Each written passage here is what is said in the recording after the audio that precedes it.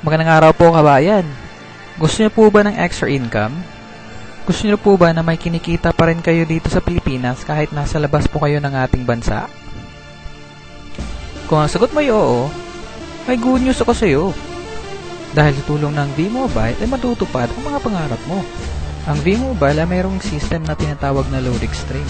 Gamit mo yung existing cellphone at SIM or kahit anong computer na may internet access ay pwede na po kayo makapag-loading sa lahat ng prepaid products na available sa Pilipinas. Yan po ang serbisyo at produkto ng V-Mobile. Sa halagang 3,988 pesos ay pagkakataon ka ng matupad ang mga pangarap mo. May makukuha kang business kit kasamang 20 pieces na price list, 20 pieces na quick guide, 2 tarpaulin po, 3 regular smart SIM card, 20 pieces na Tecno user card, at isang Tecnopreneur card. Lahat po yan ay nakapaloob sa isang magandang bag at ipapadala po namin to through LBC para po matanggap ninyong pamilya. Gamit po yung ating existing cellphone at SIM or any computer na may internet access ay pwede na po tayo makagbenta ng lahat ng prepaid product na available sa Pilipinas. Pwede po natin itong ibenta sa ating mga friends, classmates, schoolmates, office mates, or kahit sino na kailangan ng load. At least 10% income depending on the product na ibebenta nyo sa inyong mga kakilala. Pagpalagay po natin nakakapagbenta ang pamilya nyo ng worth 2,000 pesos of load a day. 10% po niyan is 200 pesos. So 200 pesos, mamultiply nyo po ng 30 days, so that would be 6,000 monthly part-time income lang po yan dito sa V-Mobile. Ang pamilya nyo mismo ay gumagamit din ng load. Ang maganda dyan, discounted na yung load consumption nyo. Ang average Pinoy ay nakakaubos ng 30 pesos a day. Meron po tayong 10% savings dyan. Yun po ay 3 pesos. 3 pesos, multiply ng 30 days, yun po ay 90 pesos. 90 pesos po naman, multiply natin ng 12 months, yun po ay 1,080 pesos per year. 1,080 pesos per year, multiply nyo po ng an average family member na 5, more or less, 5,400 po yung savings nyo. Second way for you to earn is pwede ka magbenta ng 20 pieces na Tecno user card sa mga friends mo, relatives, office mates, or kahit sino po na gusto ng discount at gusto ng e-loading business. Again, that's 20 pieces. Multiply natin ng 250 pesos each, so that would be 5,000 pesos po. Third way for you to earn is meron po kayong guaranteed retail override.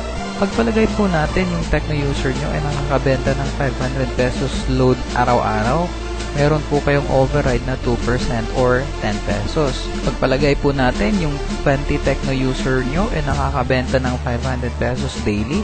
So, meron po kayong 20 10 pesos. So, that would be 200 pesos daily passive income. Yun po isang mga benefits na makukuha nyo as Tecnopreneur. Pag naubusan po kayo ng load wallet, punta lang po kayo sa pinakamalapit na V-Mobile office nationwide.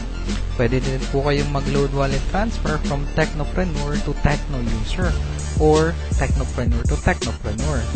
Pwede din pong online conversion of your earnings. Or ang pinaka-last option po natin ay mag-cash deposit po tayo sa mga accredited banks. Yun po ang Union Bank, BDO, BPI at Metrobank. Fourth way for us to earn is to direct sales incentive.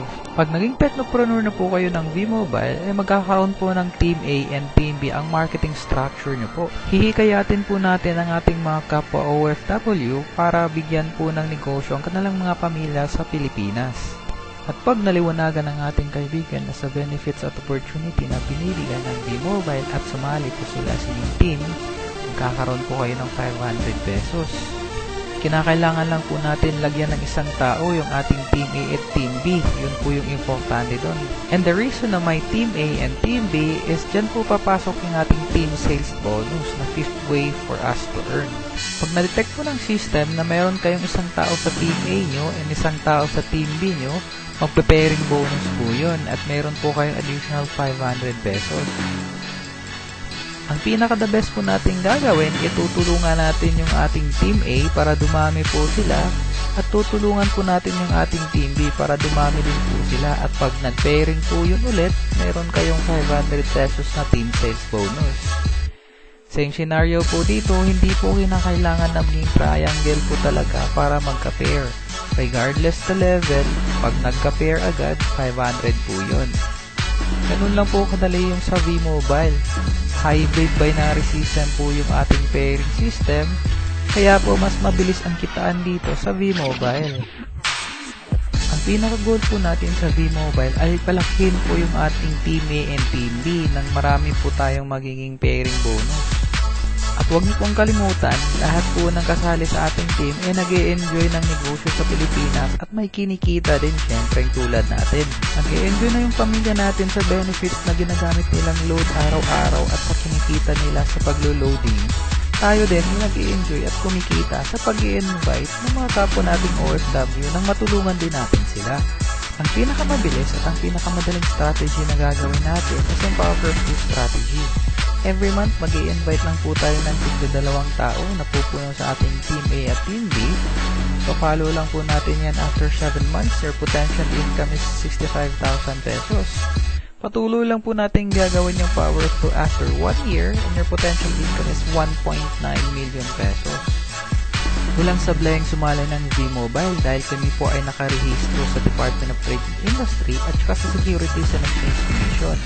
Legal din po kaming nag-ooperate sa aming main office sa Galleria Corporate Center sa EDSA, Quezon City po. Si V-Mobile po ay na-establish noong April 29, 2008 at pagmamayari po ito ni Penta Capital.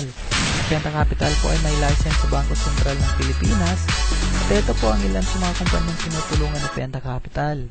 Ibig sabihin po sa Penta Capital ay bigatin, lalo na po si V-Mobile ay bigatin din. Si V-Mobile po ay isa sa mga leading marketing arm ni Smart Communications, Globe Telecom at Sun Cellular. Sila po yung mga business partner natin sa negosyo. Undisputed texting capital of the world pa rin po ang Pilipinas. Out of 93 million population, 86 million po niyan is cellphone users. Ito po yung breakdown ng subscribers ng mga telco companies. And 1.3 billion texts are being sent each day. At ito po yung total income ng telco companies noong nakarang taon ng 2010. Yung point ko lang dito kabayan, malaking industriya ang telecom business sa ating bansa. At pwede po natin itong pagkakitaan tulad niyang naniwala sa V-Mobile na isang OFW din po. Kaya mga kabayan, huwag nang magdalawang isip. Handudahan mo yung duda.